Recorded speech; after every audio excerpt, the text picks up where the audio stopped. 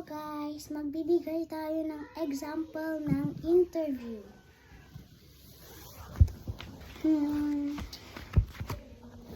Hello po, magbibigay po tayo ng interview. Ano ang example ng ganun? Parang ganun lang siya. Ay, hello po ma'am. Ano pong nangyari? Mag-i-interview mo tayo ngayon. Mag-i-interview tayo ngayon. Question number 1. Ano ang gagawin mo kapag mayroong may nalunod sa dagat o ilog ganun? Ang gagawin nyo is isi-CPR nyo. Paano po yun? CPR is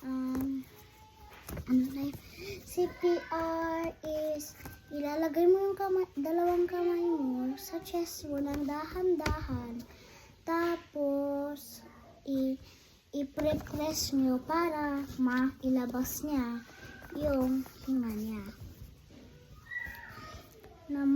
Question number 2. Ano ang gagawin mo kapag mayroong organs na kailangan itatanggal sa katawan o ganun? Ang sagot is surgery. Surgery is magpapalit ka ng yung dating organs mo, tapos ipapalit mo ng bagong organs.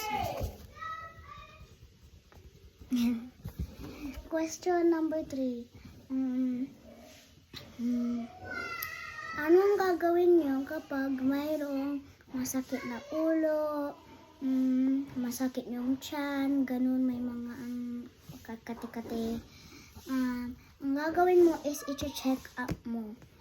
Paano yan i-check up? Titignan mo kung kaano yung puso niya. Tapos i-check up mo. Yan. Question number 4. Ano ang gagawin mo kapag may naputol kang buto? Ang gagawin mo is X-ray. Paano po yun? X-ray is ihihiga ka muna sa parang kama. Tapos i-X-ray kanila ng parang like ata yun.